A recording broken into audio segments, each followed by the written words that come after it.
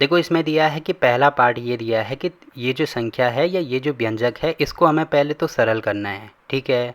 और उसके बाद पहला पार्ट ये दिया है कि x की जगह पे 3 रखना है और उसके बाद x की जगह पे 1/2 रखना है, के लिए इसका मान ज्ञात हमें करना है। तो सबसे पहले मैं यहाँ लिख देता हूँ ए पार्ट।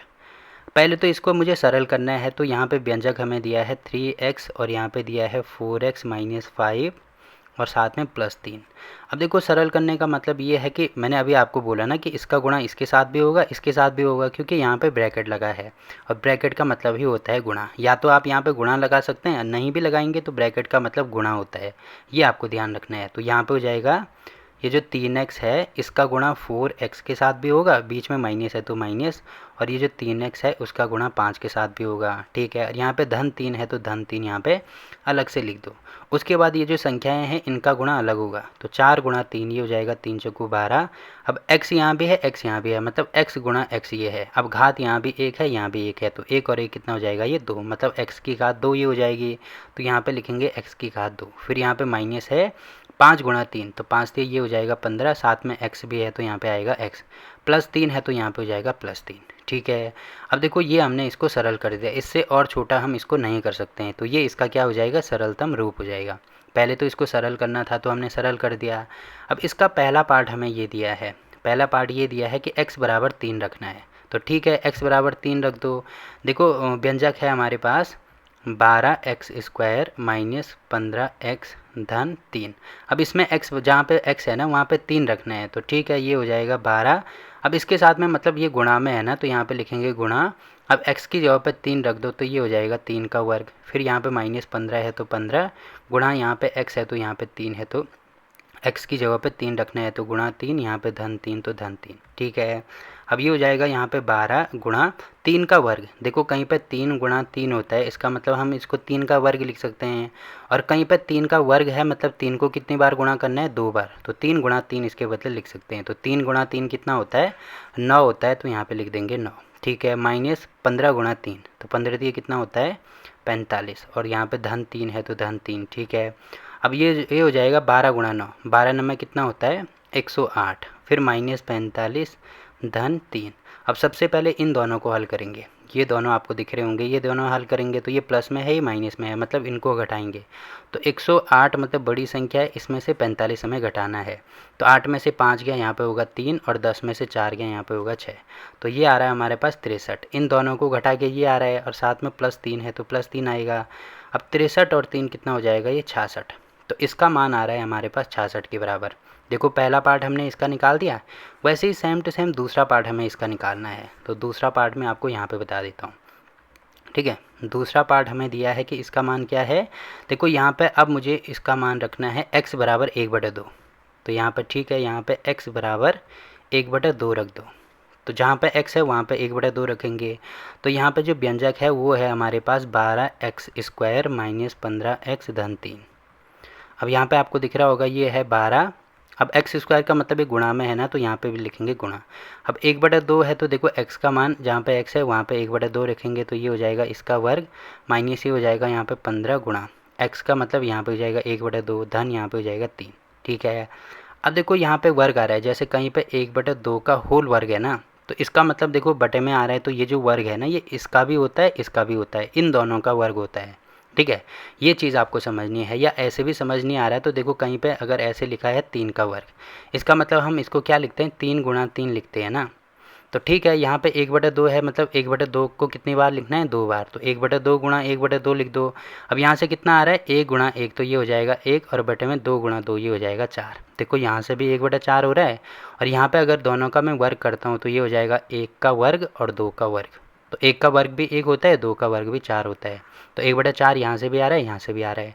तो जैसे भी आपको समझना है वैसे समझ सकते हैं, मैं यहाँ पर डायरेक्ट लिख रहा हूँ 12 गुणा 1/2 का वर्ग है, मतलब 1/2 गुणा 1/2 को 2 बार गुणा करेंगे, ठीक है। माइनस यहाँ पे हो जाएगा 15 गुणा 1/2 प्लस यहाँ पे हो जाएगा 3।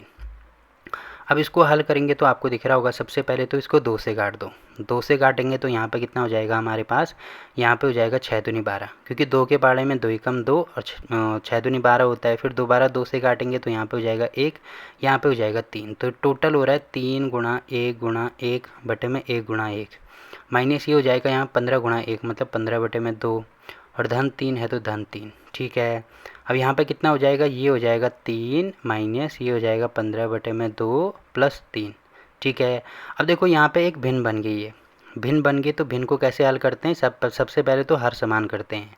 तो यहाँ पे बटा 1 होगा, यहाँ पे बटा 1 होगा, क्योंकि कुछ नहीं है। अब देखो यहाँ पे 2 दिख रहा है, इसका मतलब हर समान करने के लिए यहाँ पे मुझे 2 से गुणा करना पड़ेगा, तो यहाँ भी करेंगे। वैसे ही यहाँ पे 2 से गुणा करना पड़ेगा, तो यहाँ भी करना पड़ेगा।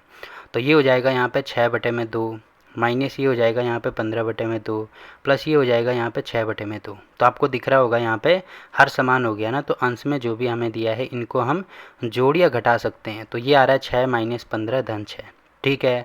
अब सबसे पहले अगर मैं इन दोनों को हल करता हूँ तो ये है हमारे पास 6 माइनस 15। अब 15 मतलब बड़ी संख्या है, तो इसमें से ये घटाएंगे तो हमारे पास कितना आएगा, ये आएगा 9। अब क्योंकि बड़ी संख्या माइनस में है तो यहाँ पे माइनस, तो -9 इन दोनों को करके आ रहा है, तो ये आ जाएगा -9 प्लस 6/2।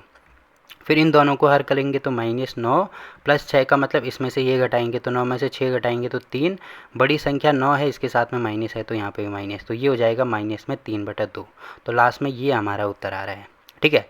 तो इतनी सारी चीज़ें आपको इसमें करनी पड़ेंगी। देखो यहाँ पे आपको भिन्न वाले सवाल भी आ रहे हैं, मतलब भिन्न वाला कॉन्सेप्ट भी आपको पता होना चाहिए। तो काफ़ी चीज़ें हैं जो आपको पता होनी चाहिए, बाकी अपने आंसर को चेक भी करना है तो कर सकते हैं। तो देखो यहाँ पे कितना आ रहा है हमारा, जो पहले का आंसर था वो आ रहा था 66।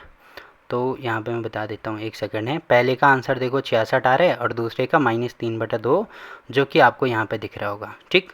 तो देखो इसका पहला पार्ट तो कंप्लीट हो गया। वैसे ही दूसरा पार्ट मैं आपको यहाँ पे बता देता हूँ। तो यहाँ पे देखो ये चीज़ भी हमें सेम टू सेम वही करना है। इसमें सबसे पहले तो इसको सरल करना है, उसके बाद a की वैल्यू 0, फिर 1 और फिर -1 रखनी है। तो यहाँ पे सबसे पहले मैं लिख देता हूँ, जो b पार्ट है वो है हमारे पास a × a का वर्ग धन a धन 1 धन यहाँ पे हो जाएगा 5, मतलब इसका गुणा यहाँ भी होगा, यहाँ भी होगा, यहाँ भी होगा। तो ये हो जाएगा a × a का वर्ग धन यहाँ पे होगा a × a धन यहाँ पे हो जाएगा a × 1 और धन 5 भी है तो धन 5 ही हो जाएगा। अब देखो ये a आ रहा है, ये भी a आ रहा है, तो यहाँ पे घात 1 है तो 2 और 1 कितना हो जाएगा, ये 3, तो a की घात 3 हो जाएगी। यहाँ पे 1 है, यहाँ पे भी 1 है, तो ये हो जाएगा a की घात 2 धन यहाँ पे 1 है तो 1 ही, और 1 का गुणा इसके साथ में करेंगे तो a ही आएगा, तो धन यहाँ पे हो जाएगा 5। अब देखो हमने क्या कर दिया, इसको सरल कर दिया, तो ये इसका सरलतम रूप हो गया। अब इसमें पहला पार्ट ये दिया है कि a का मान हमें 0 रखना है, मतलब जहाँ पर a होगा वहाँ पे 0 रखना है। तो वो है हमारे पास, देखो व्यंजक दिया है a³ धन a का वर्ग धन a धन यहाँ पे हो जाएगा 5। अब जहाँ जहाँ पे a दिख रहा है वहाँ वहाँ पे 0 लिख दो, तो ये हो जाएगा 0 धन यहाँ पे भी 0 धन यहाँ पे भी 0 धन यहाँ पे हो जाएगा 5। अब 0 का मतलब होता है कुछ नहीं, तो 0 हटाएंगे यहाँ पे तो केवल 5 हमें मिलेगा। तो पहले का हमने उत्तर निकाल दिया है। वैसे ही सेम टू सेम दूसरा हमें क्या दिया है, देखो दूसरा दिया है कि a का मान हमें 1 रखना है। तो ठीक है, देखो व्यंजक हमारे पास दिया है a की घात 3 धन a का वर्ग धन a धन 5। अब देखो जहाँ जहाँ पे हमें a दिख रहा है वहाँ पे 1 रखेंगे तो ये हो जाएगा a की घात 3 धन a की घात 2 धन 1 धन ये हो जाएगा 5। अब 1 की घात 3 मतलब 1 को 3 बार गुणा करना है, तो 1 को कितनी भी बार गुणा करो 1 ही आता है, तो ये हो जाएगा 1 धन 1 का वर्ग मतलब 1 धन ये भी हो जाएगा 1 धन ये हो जाएगा 5। अब इन सबको जोड़ेंगे तो 5 6 7 8, तो टोटल 8 आ रहा है, तो यहाँ पे भी 8 लिखेंगे, तो इसका भी उत्तर आ गया। वैसे ही सेम टू सेम तीसरा पार्ट देखो, इसमें क्या दिया है, a का मान -1 रखना है। ये काफ़ी इंपॉर्टेंट है, इसको आपको ध्यान से देखना है, ठीक है। तो यहाँ पे देखो व्यंजक तो हमें ये दिया है ना, a की घात 3 धन a का वर्ग धन a धन यहाँ पे हो जाएगा 5। अब देखो a की जगह पे -1 रखना है, तो -1 की घात 3 हो जाएगी धन यहाँ पे भी -1 का वर्ग धन यहाँ पे हो जाएगा -1 और प्लस में 5। अब देखो -1 की घात 3 मतलब -1 गुणा -1 गुणा -1 हमें करना है। तो सबसे पहले देखो माइनस का विशेष ध्यान रखना है, तो माइनस माइनस का होता है प्लस, तो माइनस माइनस का प्लस होगा और 1 गुणा 1 ही हो जाएगा 1, और साथ में गुणा -1 ये भी है, तो प्लस माइनस का क्या होगा, -1 गुणा 1 ही हो जाएगा 1। तो देखो आएगा तो 1 ही पर माइनस के साथ में, ये आपको ध्यान रखना है। तो यहाँ पे आएगा -1, जैसे यहाँ पे प्लस में 1 आ रहा था ना, यहाँ पे आएगा -1, ठीक है।